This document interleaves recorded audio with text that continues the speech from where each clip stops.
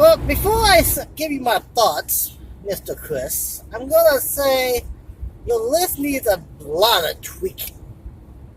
So we have Big Show, and you said all of them. We have, what was number 4, Mary?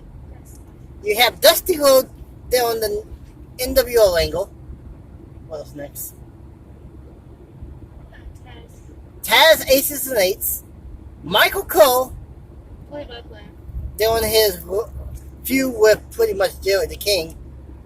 And WCW 1999 Sting.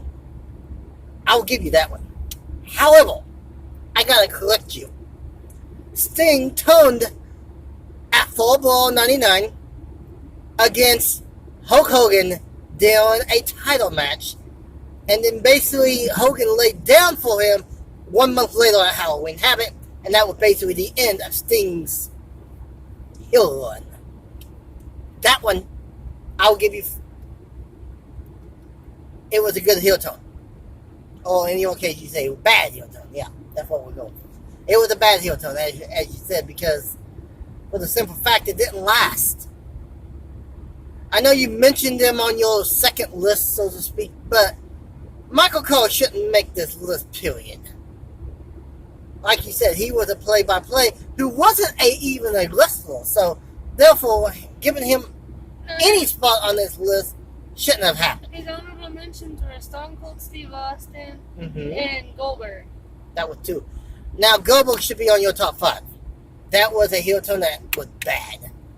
I will give you. It was to the point that I think it lasted 2.5 months. He turned that Great American Bash in 2000. He had a match at Bash at the Beach against Nash for the contract. He had a match at Bad Blood, but that was pretty much the end of his heel run. Because right before that, he had a real live motorcycle accident. Therefore, he would not take the powerbomb like he was supposed to because of the injury he sustained. I will have to completely disagree with your list as far as Dusty is concerned. It made sense because he was the one that brought Scott Hall to the business. He was one of his trainers, so it made sense for him to manage Hall. Hall just happened to be part of the NWO at the time, so it made sense for him to join him. I mean, it's not like he wrestled or anything, so it's not like we was extending an already too large wrestling group. We just had another mouthpiece, basically like Bischoff, and if you think about it, Bischoff really wasn't that active during this time either.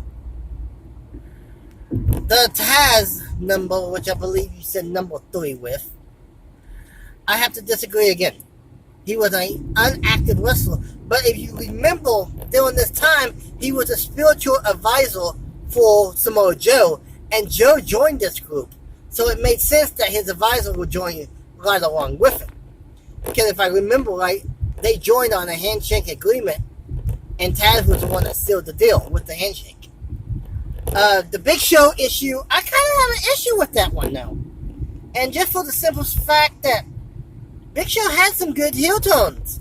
Not all of them was great, but his first major heel turn would have been in WCW when he joined the original. He became the 4th or 5th member of the NWO. I think he was 5 because Ted DiBiase was 4. If I want to say 5, I may be wrong on that. I mean, that was a good heel turn. Then when he rejoined them in 98, I think that was a pretty good turn. And then, of course, he had he had at least 2 good heel turns in WWE. I mean, he turned so many times, I can't put them all straight. But he had some decent heel turns. Now, my 5 worst heel turns of all time, if I had to give a list, I would give number 5 to Goldberg. That wasn't very good. Number 4, I would have to go with Bret Hart NWO tone. Number 3, Jeff Hardy TNA. Yes, he got a title run, but he does not make a very good bad guy. Not as a single competitor. Yes, he was part of the Immortal group, but I don't think Jeff Hardy shouldn't have been the centerpiece behind that. Number 2, let's see, I need a WWE heel tone.